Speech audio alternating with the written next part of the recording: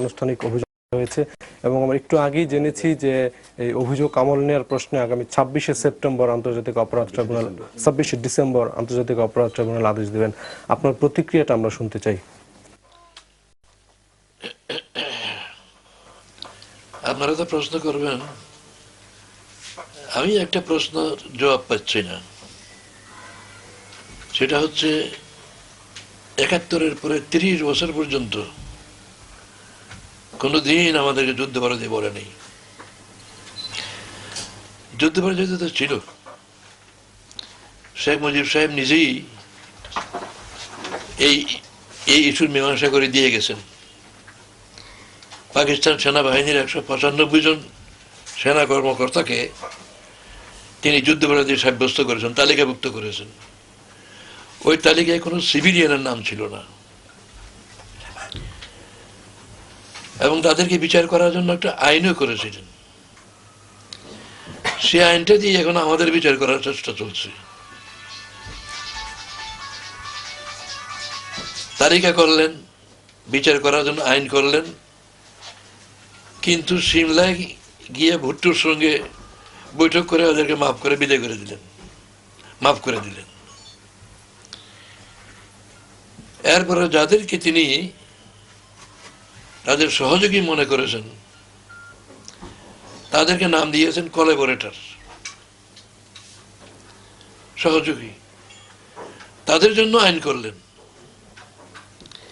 সে আইনে লাখখানেক লোককে গ্রেফতার করলেন, কিছু লোককে বিচার করলেন। তারপর দেখে যে কোনো সাক্ষী প্রমাণ পাওয়া যায় না, তখন জেনারেল অ্যামনেস্টি, সাধারণ ক্ষমা ঘোষণা করে সবাইকে মাফ করে দিলেন। তো উনি তো এটা মীমাংসা করে দিয়ে গেলেন,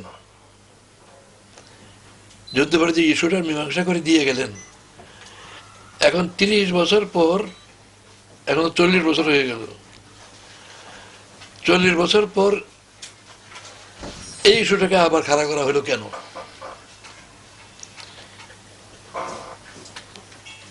দুই ১৯৯৩-৯৪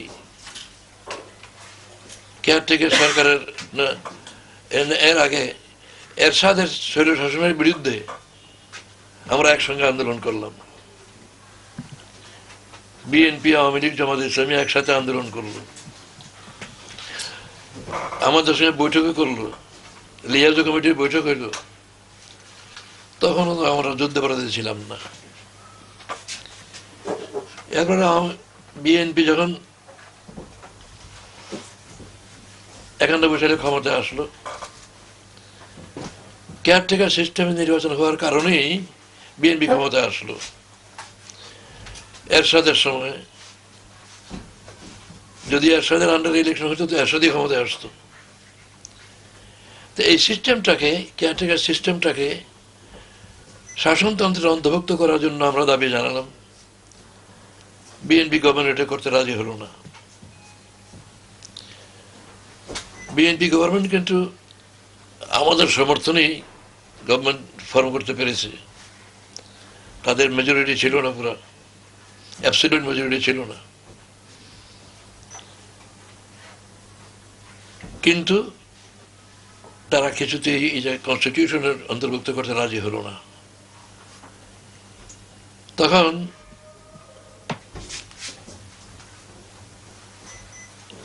মাগুরা জেলার মোহাম্মদপুরের আওয়ামী লীগের একটা আসন উপনির্বাচনে বিএনপি এটা দখল করলো, আওয়ামী লীগকে পাশ করতে দিল না। তখন আওয়ামী লীগ তাদের বিরুদ্ধে ক্ষিপ্ত হয়ে অ্যাসেম্বলি বয়কট করলো আর কেয়ারটেকার সরকারের দাবিতে আন্দোলন শুরু করলো। আর এই ইস্যুটা তো আমাদের, আমরা কেয়ারটেকার সিস্টেম সাজেস্ট করেছি।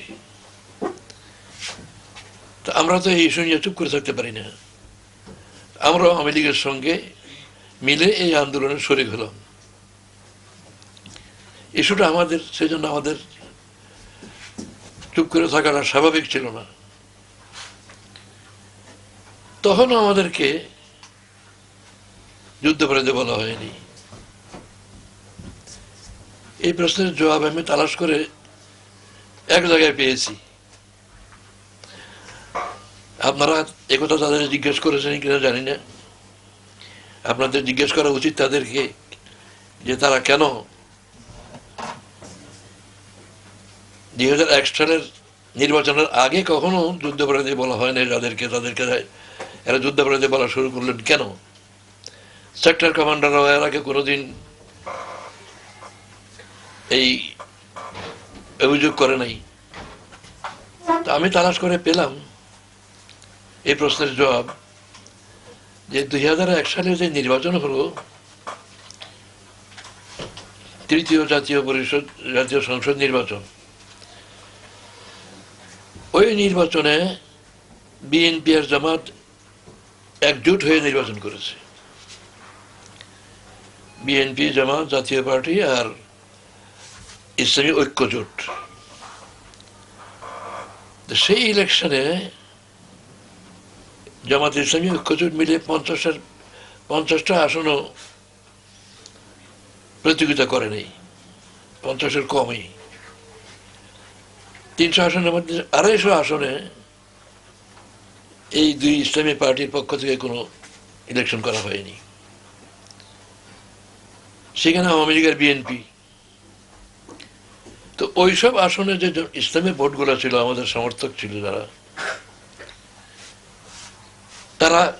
তাদের ভোটগুলি সব বিএনপি পেয়েছে। টোটালি দেখা গেল যে ভোট আওয়ামী লীগ বিএনপি সমান সমান, 40%। বিএনপি সামান্য কিছু বেশি ভোট পেয়েছে 40%, কিন্তু 1% বেশিও পায়নি। অথচ আসন সংখ্যার দিক দিয়ে বিএনপি পেল, আওয়ামী লীগ পেল 58, আর বিএনপি পেল 197।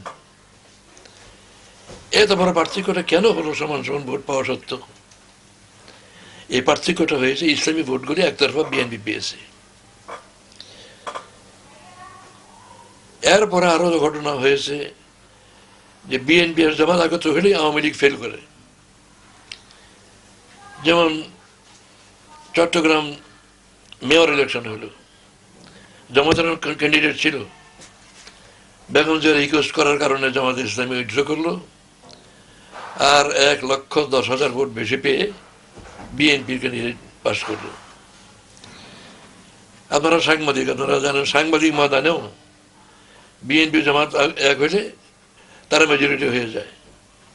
সাংবাদিক সমিতিও তো এই যে বিভক্ত হয়ে গেছে এই কারণে।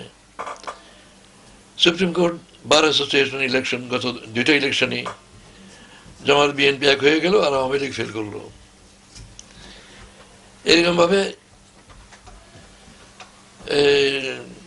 বার অ্যাসোসিয়েশন গুলোতে, তারপরে ইউনিভার্সিটি শিক্ষক সমিতির নির্বাচনে, তা আওয়ামী লীগ হিসাব করে দেখলো যে বিএনপি আর জামাত এক হইলেই তারা পাশ করতে পারে না। সেই জন্য জামাতকে রাজনীতি থেকে উৎখাত করতে হবে, যাতে জামাত বিএনপির সঙ্গে যোগ দিয়ে তাদের বিরুদ্ধে দাঁড়াতে না পারে। এটি একমাত্র কারণ যে জামাত ইসলামীকে নেতৃত্বহীন করতে হবে, রাজনীতি ময়দানে তারা তাদের ভূমিকা পালন না করতে পারেন সেই ব্যবস্থা করতে হবে। এই কারণে এই যুদ্ধবিরোধী গালিটা এই 2001 সালের নির্বাচনের পর থেকে চালু হয়েছে। এবং পাকিস্তানি আসল যুদ্ধবিরোধী যারা, তাদেরকে বিচারের জন্য যে আইন করা হয়েছিল সেই আইনটা প্রয়োগ করে আমাদের বিরুদ্ধে বিচার করতে শুরু করেছে। আমরা তো জানি যে 1992 সালে গণ আদালত হয়েছিল, 1994 সালে গণতদন্ত কমিশন হয়েছিল, সেই সময়টা তো আসছিল। এটা একটা সেকশন করেছিল, কিন্তু যুদ্ধবিরোধী শব্দ ব্যবহার করে নাই। এবং আপনার বিরুদ্ধেই 1992 সালে 26শে মার্চ সোহরাওয়ার্দী উদ্যানে জানি যে ঘাতক নির্মূল কমিটি জামাত ইসলামীকে ঘাতক গালি দিয়েছে, কিন্তু যুদ্ধবিরোধী ইস্যু সামনে আনে নেই। রাজাকার আলবদর বলছে, বাট যুদ্ধ অপরাধী বলে না এর আগে কখনো। রাজাকার বল গালি দিয়েছে, কোনো সময় স্বাধীনতা বিরোধী বলেছে। এখন স্যার বিচারটা হচ্ছে মানবতা বিরোধী অপরাধের বিচার।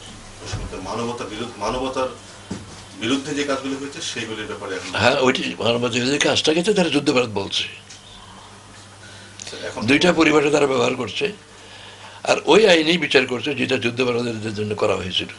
এখন স্যার কালকে অভিযোগে আপনার বিরুদ্ধে 52টি অভিযোগ এনেছে এবং শতাধিক আপনার বিরুদ্ধে ঘটনার কথা বলেছে, যে হ্যাঁ, তো অপরাধের কথা বলেছে শতাধিক। তো এগুলি এই বিষয়গুলির ব্যাপারে আপনার আমার বক্তব্য হলো যে একটা অভিযোগ নয়, সবগুলি অপবাদ, মানে এলিগেশন। তো তারা এলিগেশন দিয়েছে, আমি কোর্টেও বলবো, আমাকে তো কোর্টে হাজির হইতে হবে। আমি বলবো যে একটাও প্রমাণ করুক, আমি চ্যালেঞ্জ দিচ্ছি, একটাও প্রমাণ করতে পারবে না ইনশাআল্লাহ। শুধু শুধু অভিযোগ, একটা অভিযোগের নামে অপবাদ দেওয়া যেতে পারে, প্রমাণ না করতে পারলে এটার কি হবে? আমি নিশ্চিত প্রমাণ করতে পারবো না একটাও। তারা বলেছেন যে 25শে মার্চ 1971 সালে যে সার্চ লাইট একটা অপারেশন হয়েছিল, অপারেশন সার্চ লাইট, এর ঠিক 4 দিন পরে আপনি এবং আপনার নেতৃত্বে কয়েকজন গিয়ে টিকা খানের সাথে বৈঠক করেছেন। 4 এপ্রিল গিয়ে আমার নেতৃত্বে না, নুরুল আমিন সাহেবের নেতৃত্বে, নিজাম ইসলাম পার্টি, মুসলিম লীগ, আমরা ওনার সঙ্গে দেখা করে বললাম যে এই যে 25শে মার্চে যে আচরণ করা হয়েছে, পাবলিককে মারা হয়েছে, এটা করলে তো জনগণ সমর্থন আপনারা পাবেন না, এটা কেন করলেন? তিনি বললেন যে যে বিদ্রোহ হয়েছে, এই বিদ্রোহ দমন করার জন্য এটা করা ছাড়া আমাদের উপায় ছিল না। মানে নয়া বাজার পুরোটাই পুড়িয়ে দিয়েছে, ওই যে কাঠের দোকানগুলো ছিল, এখন কি কাঠের দোকান আছে কিনা আমি জানি না, সেগুলি সব পুড়িয়ে দিয়েছে। তারপরে সেল নিক্ষেপ করে, আমার বাড়িতে সেল এসে পড়ছে। তো উনি বললেন না, আর হবে না, এই বিদ্রোহ দমন করার জন্য এটা করতে বাধ্য হয়েছি। তা আমরা বললাম যে দেখেন, সেনাবাহিনী ময়দানে নামলে বাড়াবাড়ি তারা করে, দেশের সেনাবাহিনী দেশের জনগণের সঙ্গে বাড়াবাড়ি করে। তো বাড়াবাড়ি করলে জনগণ প্রতিকারের জন্য কার কাছে যাবে? রাজনীতি দলের কাছেই তো আসবে। তো যেহেতু আওয়ামী লীগের নির্বাচিত প্রতিনিধিরা সব দেশ থেকে চলে গেছে ভারতে, এখন আমাদের কাছে তারা আসে, আমরা তাদেরকে কি করব? আমরা এটুকু সুযোগ চাই যে আমাদেরকে এই সুযোগ দেন, আমাদের কাছে যদি কোনো কমপ্লেন আসে তাহলে যেন সেই কমপ্লেন আপনাদের কাছে পেশ করতে পারি এবং প্রতিকার করা সম্ভব হয়। তো ব্রিগেডিয়ার রাও ফরমান আলী খান, উনি বসতেন গভর্নর হাউসে, যদিও টিকা খান গভর্নর ছিলেন এবং চিফ মার্শাল অ্যাডমিনিস্ট্রেটর ছিলেন, ইনি বসতেন ক্যান্টনমেন্টে। আমরা সেখানেই দেখা করেছি তার সঙ্গে। তখন সঙ্গে সঙ্গে তিনি ফরমান আলী খানকে হুকুম দিলেন যে জরুরি টেলিফোন সব দিয়ে দেন, যাতে তারা আমাদের সঙ্গে যোগাযোগ করতে পারে এবং কমপ্লেন করতে পারে। এবং এটার জন্যই শান্তি কমিটি করা হয়েছিল। শান্তি কমিটির কাজ এইটাই ছিল। এবং আমি তো অনেক লোককে সেভ করেছি, তাদেরকে বিপদ থেকে উদ্ধার করেছি। একজন এখনো বেঁচে আছেন, সাইফুদ্দিন, মারা গেছে। ও কবে? ও আমি দুপুরে খাচ্ছি, তার ওয়াইফ এসে বারান্দায় কান্নাকাটা করছে। কি ব্যাপার? বলে যে ওনাকে ধরে নিয়ে গেছে। তো ধরে নিয়ে গেছে, তা আমি পার্টিকুলার্স নিলাম। তো রাও ফরমান আমাকে বলছিলেন যে সার্কিট হাউসে ব্রিগেডিয়ার কাসেম বসে, কোনো কমপ্লেন হলে ওনার কাছে আগে বলবেন। আমি ওনাকে ফোন করলাম। এরপরে দুদিন পরে ওই লোকের নাম সূর্য মিয়া, ডাক নাম ছিল সূর্য মিয়া, উনি আমার বাড়ি এসে পৌঁছলেন। আপনি কেমন করে আসলেন, কোথেকে আসলেন? বলে যে সার্কিট হাউসের ওখানে আর্মির গাড়িতে আমাকে নিয়ে আসছে এবং লাথি দিয়ে আমাকে গাড়ির থেকে ফেলে দিয়েছে। এই কথা বলে যে গোলাম আজম নাকি কে সুপারিশ করছে তোর পক্ষে, তো যা, এই বলে গাড়ি থেকে লাঠি দিয়ে আমাকে ফেলে দিল। আমি সেন্সলেস হয়ে গেলাম, তার মধ্যে অন্যকে সেন্স ফিরেছে। তারপরে একটা রিক্সা দেখে আমি ডাকলাম, এই রিক্সাতে জন্য আপনার বাড়িতে আসছি। এইভাবে মানুষের যেটুকু সম্ভব খেদমত করেছি। যারা অন্যান্য পার্টির লোক ছিল, মুসলিম লীগ ছিল, ডেমোক্রেটিক পার্টি ছিল, নিজাম ইসলাম পার্টি ছিল, আমি এরকম অভিযোগ পেয়েছি যে তারা এরকম কমপ্লেন করে কিছু কামাইও করেছে, খেদমত করেছে, কিন্তু টাকা পয়সা কামাই করেছে। তো এই কাম তো আর আমি করতে পারিনি। তো এইভাবে আমরা তো আর কিছুই করতে পারিনি। আর্মির সঙ্গে সহযোগিতা করার সুযোগ কি? সহযোগিতার কোনো, আর্মির কাজ হচ্ছে আর্ম দিয়ে কাজ করা, আমরা কি সহযোগিতা করব? তারপরে তাদের বিরোধিতা করা, বিরুদ্ধে কোনো কথা বললো পত্রিকায় তো আসে না। এই 25শে মার্চের 2 দিন পরে বোধ হয় কেরানীগঞ্জ এরকম হত্যা করা হলো, না আর কয়দিন পরে, মানে ঠিক এখানের সঙ্গে আমার দেখা করার পরের দিনই আমি শুনলাম যে আমাদের লোক মারা পড়ছে এই কেরানীগঞ্জে। আমি টেলিফোন করে টিকা খানকে বললাম, তাহলে বলছিলাম যে আর এরকম হবে না, এই যে এই কেরানীগঞ্জে হলো, বলে যে আমাদের কাছে কমপ্লেইন এসেছে যে ঢাকার থেকে পালাইয়া এরা যারা আমাদের এই বিদ্রোহী, তারা কেরানীগঞ্জ নিয়ে আশ্রয় নিয়েছে, সেই জন্য আমরা এটা করেছি। আবার তো করলেন, কিন্তু মূল্য তো সাধারণ লোক, যাদের বিরুদ্ধে আপনাদের অভিযোগ তারা তো সেখান থেকে পালিয়ে গেছে, চলে গেছে ইন্ডিয়া। এই সাধারণ লোক মূল্য। তো এইভাবে যতটা সম্ভব প্রতিকার করার চেষ্টা হয়েছে। এই পাকিস্তানের স্বাধীনতা দিবস ছিল 14ই আগস্ট। 14ই আগস্টে কার্জন হলে নুরুল আমিন সাহেবের নেতৃত্বে, সভাপতিত্বে জনসভা হলো। সেই জনসভায় আমার আগে 2-1টা বক্তৃতা হয়েছে। আমার বক্তৃতা থেকে আমি এই অভিযোগ বললাম যে এই আর্মি যে সমস্ত কাজ করছে, এই কাজের দ্বারা জনগণ পাকিস্তান বিরোধী হয়ে যাচ্ছে। তারা পাকিস্তান এক রাখার জন্য কাজ করছে বলে দাবি করে, অথচ পাকিস্তান ভাঙছে তাদের কাজে। পাকিস্তান টিকবার কোনো আমি সম্ভাবনা দেখি না। আমার বক্তৃতার পরে যারা বক্তৃতা করছে তাদের এই লাইনই বক্তৃতা করতে হয়েছে, কিন্তু এইসব তো কোনোটাই পত্রিকা আসে নাই। তখন তো পত্রিকা সেন্সর্ড হতো। তখন তো আপনাদের পত্রিকা ছিল তো সংগ্রাম, পত্রিকা তো সেন্সর্ড হতো, পত্রিকা তো ক্ষমতা ছিল না যে স্বাধীনভাবে ছাপায়। সেন্সর করে যা দিত তাই ছাপতে পারত। বাইতুল মোকাররমে মিটিং করে আমি তাদের এই সমস্ত বিরুদ্ধে অভিযোগ করেছি, কোনোটাই পত্রিকা আসেনি। আপনি কি এটা বলতে চাচ্ছেন যে ওই সময় পত্রিকা যা ছাপা হয়েছে আপনাদের নামে সেগুলি সব ভুল ছিল, বা চাপে, পাকিস্তানিদের চাপে পড়ে পত্রিকা ভুল সংবাদ প্রকাশ করতে বাধ্য হয়েছিল? ভুল সংবাদ প্রকাশ করতে বাধ্য হয়েছে কিনা আমি বলতে পারি না। আমি বলতে পারি আমার বক্তব্য আসতে দেয়নি পত্রিকায়, তাদের বিরুদ্ধে যেগুলি যায় সেগুলি কোনো কথা আসতে দেয়নি। মানে এটাকে একদম সংগ্রাম সহ সব পত্রিকায়, সব পত্রিকায়। গেল যে নির্বাচন, সেই নির্বাচনের পর থেকেই তারা যখন জানতে পেরেছে যে ইসলামিক বিশেষ করে জামাত যদি বিএনপির সাথে এক হয় সেক্ষেত্রে তারা ক্ষমতা আসতে পারবে না, সেহেতু তারা এই যুদ্ধাপরাধের যে বিষয়টা তার সামনে এনেছে। এই সামগ্রিক যে প্রক্রিয়া, এই প্রক্রিয়াটাকে আপনি কিভাবে দেখছেন এখন যে বর্তমান চলমান যে প্রক্রিয়াটা? মানে এই প্রক্রিয়া হলো আওয়ামী লীগ ক্ষমতা যাওয়ার জন্য ষড়যন্ত্র। আওয়ামী লীগ যাতে ক্ষমতা যেতে পারে সেই জন্য এটা একটা ষড়যন্ত্র।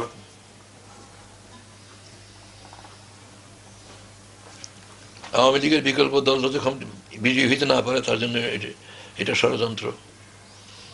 যে উদ্দেশ্যে তারা কেয়ারটেকার সিস্টেম উঠেই দিল, সেই উদ্দেশ্যে এইগুলি সব করছে। মুক্তিযুদ্ধের 9 মাসে আপনার ভূমিকাটা কি ছিল, এটা যদি একটু আমাদের ক্লিয়ার করুন। জনগণের যুদ্ধ সেবা করা সম্ভব হয়েছে, করেছি। বিশ্রাম নিতে পারে নেই, লোক এসে বাড়ি ভর্তি।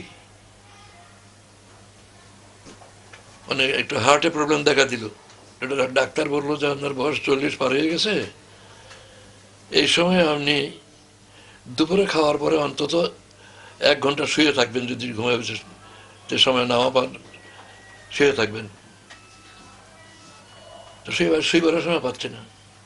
স্যার, কালকে অভিযোগে তারা এটা বলেছেন যে শান্তি কমিটি গঠনের পর আপনারা রাজাকার বাহিনী, আল বদর বাহিনী, আল শামস বাহিনী এগুলি গঠন করে। না, এগুলি শান্তি বাহিনী গঠন করে নাই, এগুলি গঠন করেছে সরকার।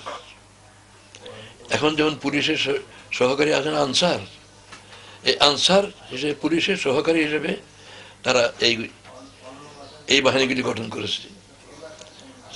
এখন ইউএনও যাদেরকে বলে, তখন তাদের নাম ছিল সার্কেল অফিসার। এই সার্কেল অফিসারদের মাধ্যমে ইউনিয়ন বোর্ডের চেয়ারম্যানদের মাধ্যমে ভোট ঢুল পিটে লোক রিক্রুট করেছে। সব রকম লোক গিয়েছে, কিছু পয়সা পাবে, বেকার লোক, বেকার যুবকরা সবাই গিয়েছে। এবং এত পুলিশ পাবে কোথায়? প্রতি পুল, প্রতিটা পুলে পাহারা। কারণ মুক্তিযোদ্ধারা এসে পুল উড়াই দিলে পরে এই গ্রামটা জ্বালিয়ে দেওয়া যায় আর্মি। সেই জন্য তারা পুল পাহারা দেবার জন্য রাজাকার ব্যবহার করেছে, এই রেডিও টেলিভিশন পাহারা দেবার জন্য। এত পুলিশ পাবে কোথায়? এই জন্য পুলিশের সহকারী হিসাবে এই ফোর্সটা তারা গঠন করেছিল। বর্তমানে যেমন আনসার পুলিশের সহযোগী, এরকম একটা ফোর্স হিসেবে তারা এটা করেছে।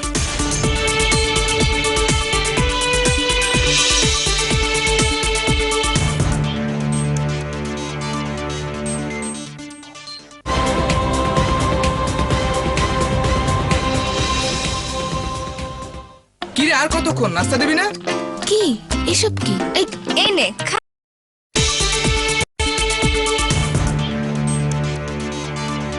আগামী শহীদ বুদ্ধিজীবী হত্যাকাণ্ড 40 বছর পার হবে এবং মুক্তিযুদ্ধের সময় যে হত্যাকাণ্ডগুলো হয়েছে সারা বাংলাদেশে, সোমবার যে অভিযোগ দাখিল করা হয়েছে আপনার বিরুদ্ধে, সবকিছুর জন্যই আপনাকে দায়ী করা হয়েছে। জামায়াত ইসলামের আমির হিসেবে আপনি এটার জন্য দায়ী। আমি সরকারে ছিলাম আর কি, সরকার আমি পরিচালনা করছিলাম। পাকিস্তান আর্মি কি করলো তাহলে? পাকিস্তান আমার হুকুমে কাজ করতো। তারা বলেছেন যে আপনার সহযোগিতা, আপনার পরামর্শ অনুযায়ী তারা কাজ করেছে। এই কথা প্রমাণ করুক, এটা তাদের দায়িত্ব প্রমাণ করার। আপনার কি কখনো মনে হয় যে মুক্তিযুদ্ধের এই সময়টায় আপনার কর্মকাণ্ডটা ভুল ছিল? না, আমি তো এমন কোনো কাজ করি না যেটা নাকি করা উচিত ছিল না বলে আমি মনে করি।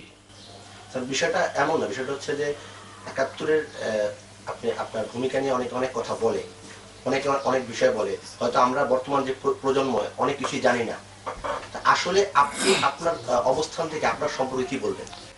এই যদি বলছি, আমাদের আর কিছুই করার ক্ষমতা ছিল না। জনগণ আমাদের কাছে কমপ্লেন করেছে আর্মির ব্যাপারে, এবং আমরা যেটুকু পেরেছি সাধ্যমতো তাদের সহায়তা করেছি, যতটুকু হেল্প করতে পেরেছি।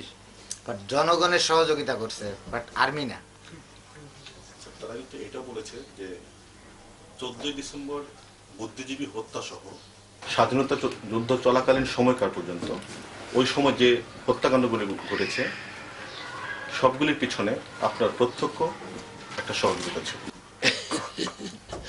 আশ্চর্য কথা। তো এইগুলি এতদিনে বলা হচ্ছে কেন? এগুলি তো তারা যখন ক্ষমতায় আসলো তখন বলতে পারত। এত বছর পরে মনে হইলো কেন? এই প্রশ্নের জবাব কি? এত বছর পরে এই কথা তারা মনে আসলো কেন তাদের?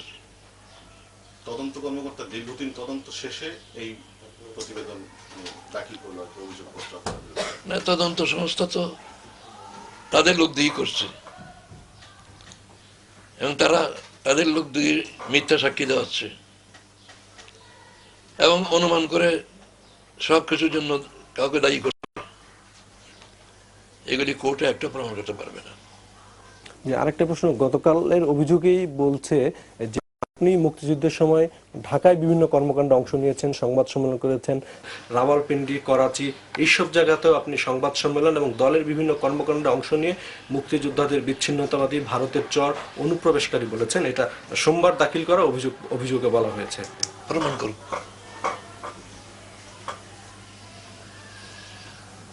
আমি তো চ্যালেঞ্জ করবো যে প্রমাণ করুক।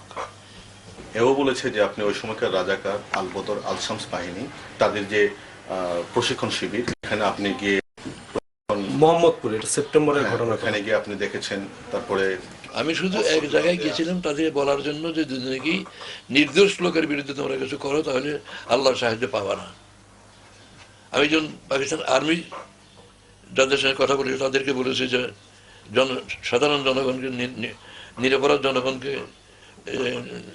নিপীড়ন, জুলুম যেন করা না হয়, ঠিক তেমনি তাদেরকেও এই একই কথা বলেছি। একদিন গেছি একবার, আর কথা কখন।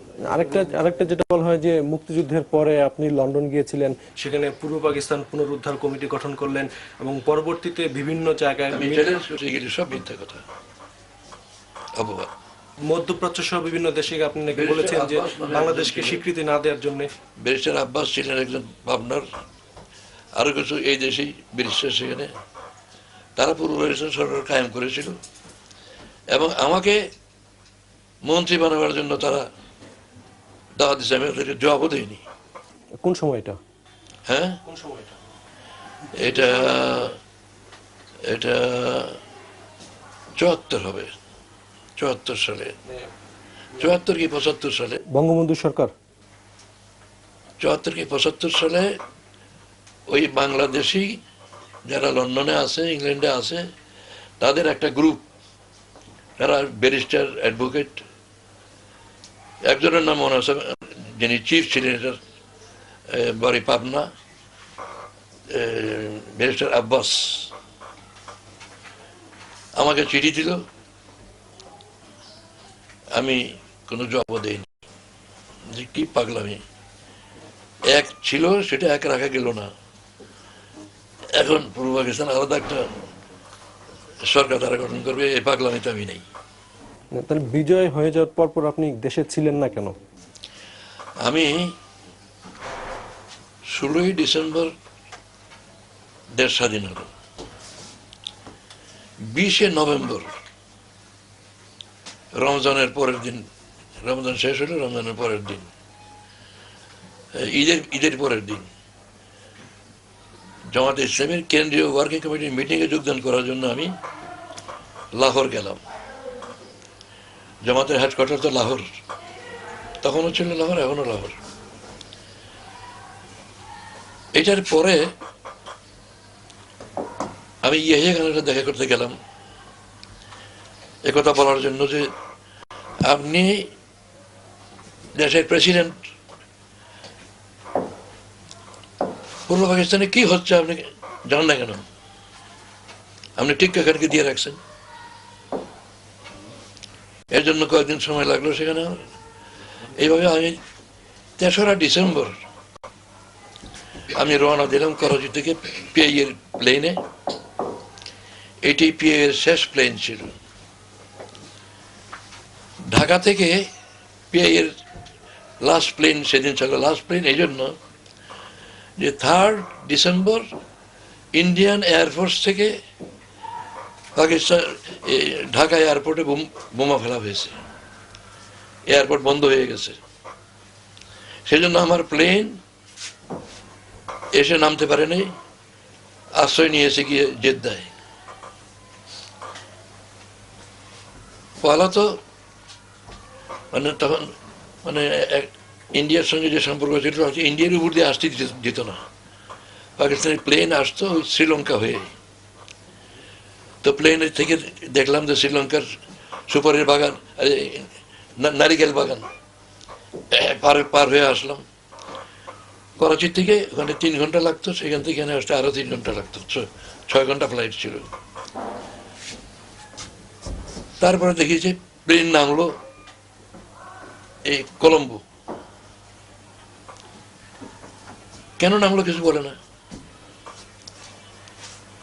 তারপরে দেখি যে আরেকটা প্লেন দেখা যায় পিআই এর, ঢাকা থেকে যেটা যাচ্ছিল, এই দুইটাই সেখানে নামলো। 3 ঘন্টা পর প্লেন আবার উঠলো। তখন ক্যাপ্টেন ঘোষণা করলো যে করাচি এবং ঢাকা এয়ারপোর্টে কোথাও যাওয়া সম্ভব না, যুদ্ধ বেঁধে গেছে, আমাদের দুইটা প্লেনকে ইনস্ট্রাকশন দেওয়া হলো যে হয় আমরা তেহরান অথবা জেদ্দা গিয়ে যেন আশ্রয় নেই।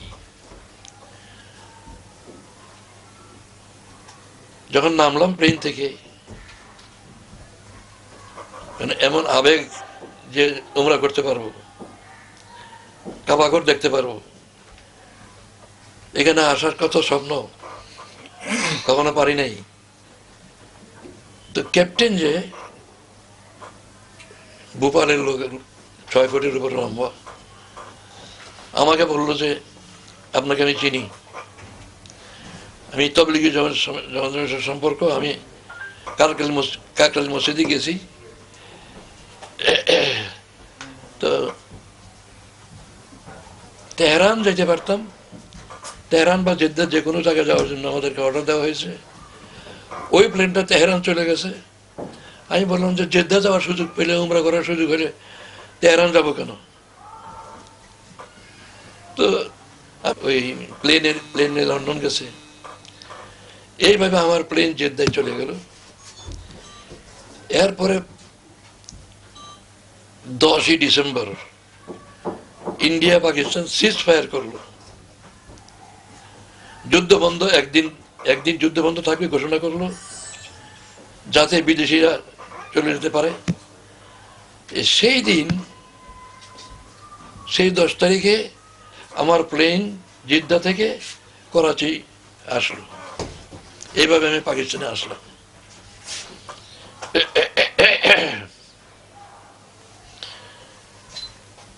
তো আমি বলতেছিলাম যে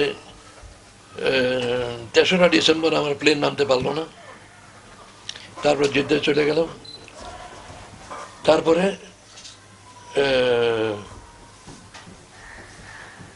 বাংলাদেশ স্বাধীন হয়ে গেল, যোগাযোগ বিচ্ছিন্ন হয়ে গেল।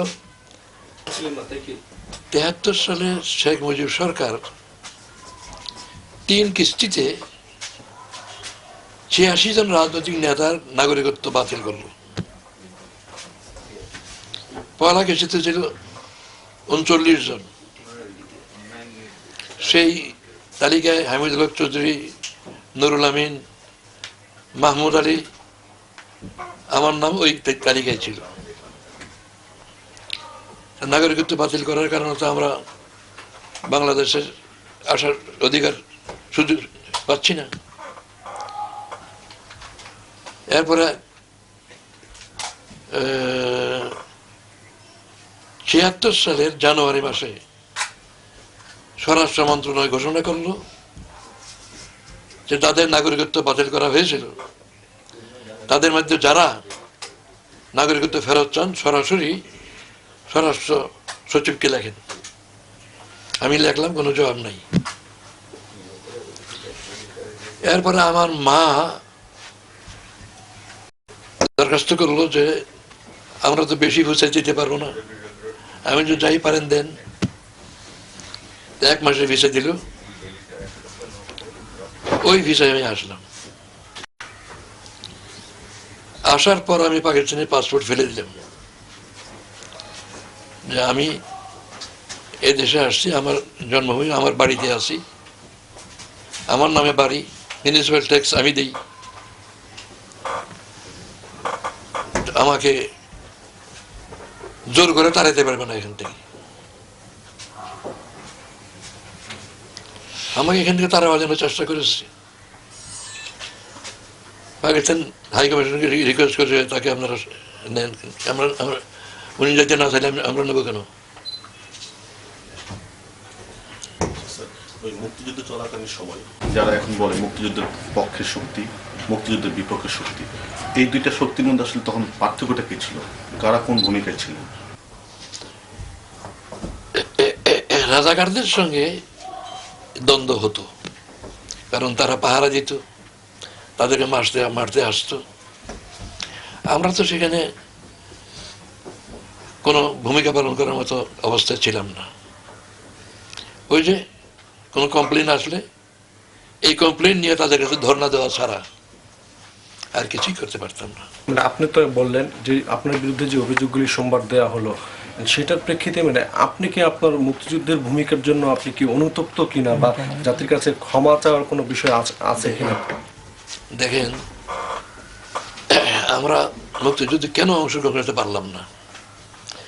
যদি মানে পাকিস্তান হওয়ার পর থেকে 25 বছর পর্যন্ত পাকিস্তানের সঙ্গে যে আচরণ ভারত করেছে, তাতে ভারতকে বন্ধু মনে করার কোনো কারণ ছিল না। যখন বাংলাদেশি জনগণের প্রতিনিধি আওয়ামী লীগের নেতারা ভারতে গিয়ে ইন্দিরা গান্ধীর কাছে ধর্ণা দিল যে আমাদেরকে স্বাধীন করার জন্য আপনারা সাহায্য করেন, তখন আমরা মহা চিন্তায় পড়লাম যে ভারত তো আমাদেরকে স্বাধীন করতে আসবে না, তারা আজও তাদের স্বার্থে, তারা আসছে তাদের স্বার্থে। যে স্বার্থটা কি? 1 নম্বর শর্ত হলো তাদের চির দুশ্মন পাকিস্তানকে দুর্বল করা। যদি পাকিস্তান থেকে ইস্ট পাকিস্তানকে আলাদা করতে পারে তাহলে পাকিস্তান দুর্বল হলো। 2 নম্বর, পাকিস্তান ভারতের বাইরে আর আমরা ভারতের পেটের ভিতরে, চারিদিক ভারত, দক্ষিণ দিকে বঙ্গোপসাগর তাদের হাতে, আন্দামান নিকোবর দ্বীপপুঞ্জ তাদের হাতে। আমরা যদি তাদের থেকে আলাদা হই তাহলে আমরা স্বাধীন সত্তা রক্ষা করে চলতে পারবো না, আমরা ভারতের আধিপত্যের অধীন থাকতে বাধ্য হব। আওয়ামী লীগের ইন্ডিয়ার স্বার্থ 3টা ছিল, একটা হচ্ছে পাকিস্তানকে দুর্বল করা, আর আমাদের উপরে আধিপত্য বিস্তারের সুযোগ গ্রহণ করা, আর পাকিস্তানের মেজরিটি এলাকাটাকে তাদের পণ্যের মার্কেট বানানো। তারা আমাদের স্বাধীনতার জন্য আসে নাই। বাংলাদেশ স্বাধীন হওয়ার পরও তাদের যা আচরণ, এদের কি প্রমাণ হয় যে আমাদের স্বাধীনতা তারা চায়? আমাদের বর্ডারে তারা পাখির মতো মানুষ মারছে, জনগণ প্রতিবাদ করছে কিন্তু সরকার প্রতিবাদ করে না। আপনি অনুতপ্ত কিনা? অনুতপ্ত কিনা যে মুক্তিযুদ্ধের সময় আপনার বিরুদ্ধে যে অভিযোগের কথা বলা হয়েছে? আমি তো বললাম যে এই সবগুলি অভিযোগ নয়, অপবাদ, মিথ্যা বানোয়াট। আমার বিরুদ্ধে এমন কোনো অভিযোগ প্রমাণ করতে পারবে না যে মানবতা বিরোধী কোনো কাজ আমি করেছি, জনগণের কাছে ক্ষমা চাওয়ার মতো কোনো অপরাধ করেছি, এরকম কিছু তারা পাবে না। হ্যারাস করবে। আসলে তো বিচারে কি রায় হবে আগে কই ফয়সালা হয়ে আছে। এটা তো একটা প্রহসন মাত্র, বিচারের অভিনয় চলছে। এই যে কদিন আগে পাটমন্ত্রী বলে নাই এই বিচারে কোনো দরকার নাই, ফাঁসি দিয়ে ফেলো, বলেছে কিনা? স্যার সর্বশেষ প্রশ্ন স্যার, মাগরিবের আজান দিবে, যে আমরা যেটা জানছি যে বা সবাই আশা করছে, আপনি হয়তো অনুমান করছেন যে হয়তো আপনি গ্রেপ্তার হয়ে যেতে পারেন, আপনি মানসিকভাবে এখন প্রস্তুত কিনা গ্রেপ্তারের জন্য? জীবনে বহুবার গ্রেফতার হয়েছি, আর মোমেন তো মৃত্যুকে বড় ভয় করে না। আর যদি অন্যায়ভাবে মৃত্যু দেওয়া হয় তাহলে শহীদ হওয়ার গৌরব পাওয়া যায়। সেই হিসাবে ইসলামী কর্মী হিসেবে তো শাহাদাতের কামনা করি, সেজন্য ভয় কিসের? আল্লাহকে ছাড়া কাউকে ভয় করে তো জায়েজই না।